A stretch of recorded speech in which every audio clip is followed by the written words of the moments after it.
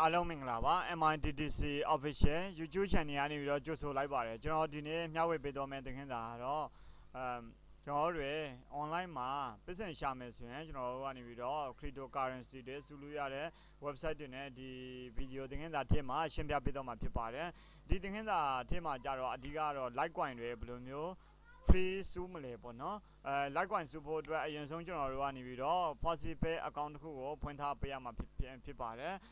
FaucetPay Account ဖွင့်နည်းကိုလည်းကျွန်တော်ရဲ့ video description အောက်မှာထည့်ပေးတော့မှာဖြစ်ပါတယ်ကဲပြီးရင်ကျွန်တော်တို့ကနေပြီးတော့ဒီ Diamond Faucet ဆိုတဲ့ website ကနေပြီးတော့ Litecoin တွေကိုကျွန်တော်တို့ FaucetPay တွေကိုထုံးမယ်ပြီးရင်ဒီမှာဆိုရင်claim free MITDC ပေါ့နော်ဒီ website ကနေပြီးတော့လေLitecoin လေးတွေကိုကျွန်တော်တို့ကနေပြီးတော့ FaucetPay တွေကိုထုံးမယ် withdraw လုပ်မယ်ပြီးရင်ဒီနေရာမှာ export ဆိုတဲ့နေရာကလည်းကျွန်တော်တို့ကနေပြီးတော့ဒီ website ကနေပြီးတော့လည်းကျွန်တော်တို့ကနေပြီးတော့ Litecoin တွေfree FaucetPay ကိုကျွန်တော်တို့ကနေပြီးတော့လွှဲပြောင်းပေးမယ် FaucetPay နဲ့နေပြီးတော့ထုံးမယ်ပေါ့နော်ကဲဒါဆိုရင်တော့ကျွန်တော်တို့ရဲ့သင်ခန်းစာကိုမစတင်ခင်မှာကျွန်တော်တို့ရဲ့ YouTube channel ကို subscribe မလုပ်ရသေးဘူးဆိုရင် subscribe လေးလုပ်တော့ပေးပါဦးเนาะကဲဒါဆိုရင်အခု FaucetPay account မဖွင့်ရသေးရင် FaucetPay account ကိုအရင်ဆုံးဖွင့်လိုက်ပါ FaucetPay account ဖွင့်နည်းကိုလည်းကျွန်တော်ရဲ့ video description အောက်မှာထည့်ပေးထားမယ်ပေါ့နော်FaucetPay ကရလာပြီဆိုရင်ကျွန်တော်တို့ဒီ website ပေါ့နော်ဒီ website က Diamond Faucet လို့ခေါ်တယ်ဒီ Diamond Faucet ကိုလည်းကျွန်တော်ရဲ့ video description အောက်မှာထည့်ပေးထားမယ်အဲ့ဒီ link ကနေပြီးတော့ဝင်မယ်ပေါ့နော်ကဲဒါဆိုရင်တော့ဒီ Diamond Faucet မှာကျွန်တော်တို့ကနေပြီးတော့ Litecoin ဆိုတော့ Litecoin ဒီ FaucetPay ရဲ့ Litecoin address ကိုယူမယ်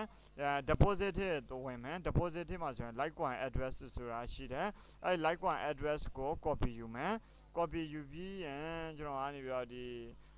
Diamond Faucet ထဲလာမယ်ဒီနေရာလေးမှာဒီလိုမျိုးပေါ်လာရင်သူ့ကိုပိတ်မယ်click ရှာလိုက်ပြီးတော့ control V ရှာမယ်ပြီးရင် login ဝင်မယ် login ဝင်ပြီးရင်အမှန်ရှင်းမယ်အမှန်ရှင်းပြီးရင်သူရွေးခိုင်းထားတဲ့ပုံလေးတွေကိုလိုက်ရွေးပေးမယ်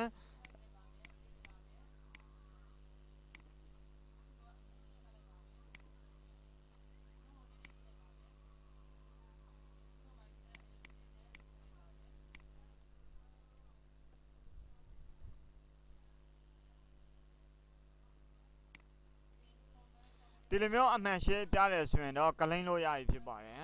ကလိန်တဲ့အခါမှာသူကနောက်ထပ်တစ်ဆင့်ပေါ့နော် antibot ဆို antibot တွေကိုရွေးပေးရမှာဖြစ်ပါတယ် antibot ကဘယ်နေရာမှာပါလဲသူကထင်အောင်ထင်မှားလေးတွေပြထားတယ်ဒါလေးတွေကကြော်ညာတွေဖြစ်တယ် antibot ကတော့ဒီမှာတစ်ခုဒီမှာတစ်ခုဒီမှာတစ်ခုဒီမှာတစ်ခုပေါ့နော်trape zoid ဆိုတဲ့ဟာလေးနော် trape zoid ကဲဒါဆိုရင်တော့အခုဒီနေရာမှာ click ချက်နှိပ်လိုက်ပါတယ်ပြီးတော့ letter ပေါ့နော် letter ဆိုတဲ့ antibot ကိုတစ်ချက်နှိပ်ပါမယ်ပြီးရင် word ပေါ့နော် word ကိုတစ်ချက်နှိပ်ပါမယ် mounting ကိုတစ်ချက်နှိပ်ပါမယ်ဒီလိုမျိုးတွေ antibot တွေအကုန်လုံးနှိပ်ပြီးသွားရဆိုရင်တော့ဒီနေရာမှာကျွန်တော်တို့က3 second စောင့်မယ်ပြီးရင် get reward ကိုတစ်ချက်နှိပ်ပါမယ်ဒီမှာဆိုရင်တော့သူက0.00018 MITDC ပေါ့နော်ကျွန်တော်တို့ရဲ့ FaucetPay account ထဲကိုလွှဲပေးလိုက်ပြီဖြစ်ပါတယ်ဒါဆိုရင်ဒီနေရာမှာဒီ user dashboard ထဲကိုသွားမယ်ဒါဆိုရင် Litecoin ကကျွန်တော်တို့ဒီမှာဆိုရင်တိုးလာပြီဒီမှာအရင်ရှိတဲ့ဟာနဲ့အခုသူထည့်ပေးလိုက်တာနဲ့ပေါင်းလိုက်တာ329ဖြစ်သွားတယ်အဲ့လိုဆိုရင်ကျွန်တော်တို့ကဒီနေရာမှာလည်းတွေ့ရတယ်အခုဘယ်လောက်ပို့လိုက်လဲပေါ့နော်0.00018 MITDC ပို့ပေးလိုက်တယ်ပေါ့နော်ကဲဒါဆိုရင်တော့အခုကျွန်တော်တို့ကနေပြီးတော့ဒီဒါကလည်း9မိနစ်တစ်ချိန်9မိနစ်တစ်ချိန်ကလိန်လို့ရတယ်ဆိုတော့ဒီနေ့မှဆိုရင်အများကြီးရမှာပေါ့နော်အဲ့လိုဆိုရင်ကျွန်တော်တို့ကနေပြီးတော့နောက်ထပ် website တစ်ခုကိုတော့ပါမယ်နောက်ထပ် website တစ်ခုကကြတော့ claim free Litecoin ပါ claim free Litecoin ကိုကျွန်တော်ကနေပြီးတော့အခုနကလိပ်စာပေါ့နော်ဒီအဲ့လိပ်စာကို control V နဲ့ရှာမယ်ပြီးရင်တော့ login ကိုတန်းဝင်ပါမယ် login ဝင်လိုက်ပြီဆိုရင်ဖြင့်ကျွန်တော်တို့နောက်ထပ်သူနှိပ်ခိုင်းတဲ့ဟာလေးတွေကိုထည့်နှိပ်ပေးရမှာပေါ့နော်continue ကိုထည့်နှိပ်ပါမယ်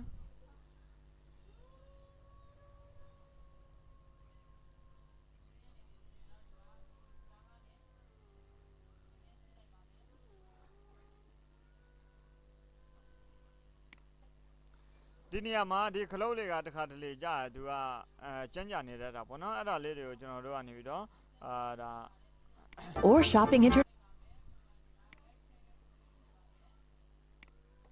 ဒါကတော့သူတို့ကြော်ညာတွေဖြစ်ပါတယ်နော်အဲ့ကြော်ညာလေးတွေကကိုပိတ်ရင်လေးပိတ်မပိတ်ရင်လေးဒီတိုင်းကြည့်လို့ရတယ်နော်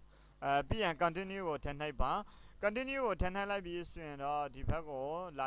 ရောက်တော့မှာပေါ့နော်ဒီဘက်စာမျက်နှာလေးရောက်တော့မယ်အဲ့မှာသူနှိပ်ခိုင်းထားတဲ့ဟာလေးတွေကပါတယ်ပေါ့နော်ဒီဘက်မှာ dodger ပေါ့နော် dodger ဆိုရင် dodger ကိုအရင်နှိပ်မယ်ပြီးတော့ caffeine ပေါ့နော် caffeine ကိုနှိပ်မယ်ပြီးရင် demon ကိုနှိပ်မယ်ပြီးတော့ regular ကိုနှိပ်မယ်ပြီးရင်အမှန်ရှင်းမယ်အမှန်ရှင်းပေါ်ပြီးဆိုရင်တော့ verify ကိုတစ်ချက်နှိပ်မယ်ဒါကကြတော့ claim free ပေါ့နော်ဒီမှာဆိုရင်နောက်ထပ်သူဒီမှာဆိုရင်တစ်ခါပြန်ပြီးတော့ click here to continue ကိုထည့်နှိပ်မယ်ပြီးရင်ဒီမှာ second သူစောင့်ခိုင်းတဲ့ second ကုန်တဲ့အထိကိုစောင့်မယ်ပေါ့နော်ပြီးရင်ဒီနေရာမှာ galling ကိုတစ်ချက်နှိပ်ပါမယ်ဒီမှာ0ဖြစ်သွားပြီဆိုရင်0 second ဖြစ်သွားပြီဆိုရင် galling ကိုတစ်ချက်နှိပ်လိုက်ရင်ကျွန်တော်တို့က134like to share was sent to your FaucetPay account ပေါ့နော် FaucetPay account တွေကိုသူကထည့်ပေးလိုက်ပြီးဖြစ်ပါတယ်ကဲဒါဆိုရင်တော့အခုကျွန်တော်တို့ကနေပြီးတော့134 like to share အေးကကျွန်တော်တို့ရဲ့ account ထဲမှာရောက်ပြီလားဆိုတော့ refresh လုပ်ကြည့်လိုက်ပါဒီ website ကြတော့ free Litecoin Faucet ကနေပြီးတော့ပို့ပေးတာပေါ့နော်ဒီမှာဆိုရင် Litecoin claim free MITDC ပေါ့နော်အဲ့မှာ134ရောက်နေပြီဖြစ်ပါတယ်ကျွန်တော်တို့ရဲ့ FaucetPay account ထဲကိုပေါ့နော်ပြီးရင်နောက်ထပ် website တစ်ခုထဲကိုတော့ပါမယ်ဒီနေရာမှာလည်းဒီတိုင်းပဲကျွန်တော်တို့ကနေပြီးတော့ဒီLitecoin address ကို control V ရှာမယ်ပြီးရင်တော့ဒီနေရာမှာအမှန်ရှင်းမယ်အမှန်ရှင်းပြီးတဲ့နောက်ပိုင်းမှာသူရွေးခိုင်းထားတဲ့ပုံလေးတွေကိုလိုက်ရွေးပေးမယ်ဒီမှာဆိုရင်တော့ low band to ပေါ့နော်ဒီကုန်တင်ကားတွေပေါ့နော်ကုန်တင်ကားတွေကိုသူကရွေးခိုင်းတယ်ဆိုတော့ကျွန်တော်တို့ကကုန်တင်ကားလေးတွေကိုရွေးပေးရမယ်ဒီဘက်မှာလည်းဒီတိုင်းပဲသူရွေးခိုင်းထားတဲ့ဟာလေးပေါ့နော်ထိုင်းစာမရတဲ့လူကြတော့ဒီမှာအင်္ဂလိပ်လိုပြောင်းကြည့်လို့ရပါတယ်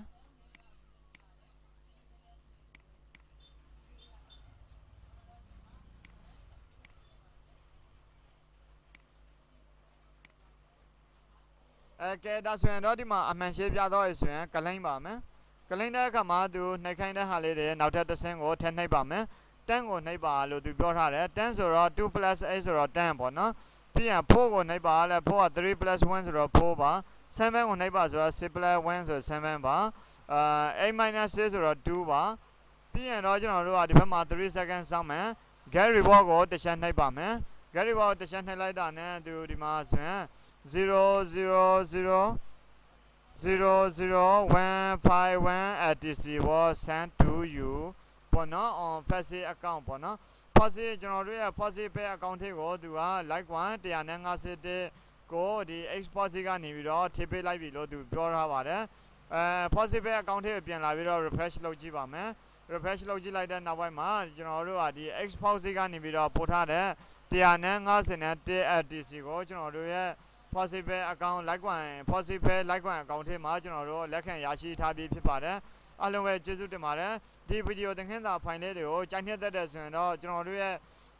YouTube channel ကိုလည်း subscribe လုပ်ပေးထားပါလို့တိုက်တွန်းပါတယ်ဒီဗီဒီယိုသင်ခန်းစာဖိုင်လေးတွေကအကျိုးတစ်စုံတစ်ခုရှိခဲ့မယ်ဆိုရင်တခြားသူငွေ channel ကိုလည်းမျှဝေပေးပါလို့တိုက်တွန်းချင်ပါတယ်အားလုံးပဲကျေးဇူးတင်ပါတယ်နောက်ထပ်ဗီဒီယိုသင်ခန်းစာဖိုင်မှာပြန်လည်ဆုံတွေ့ကြပါမယ်ခင်ဗျာ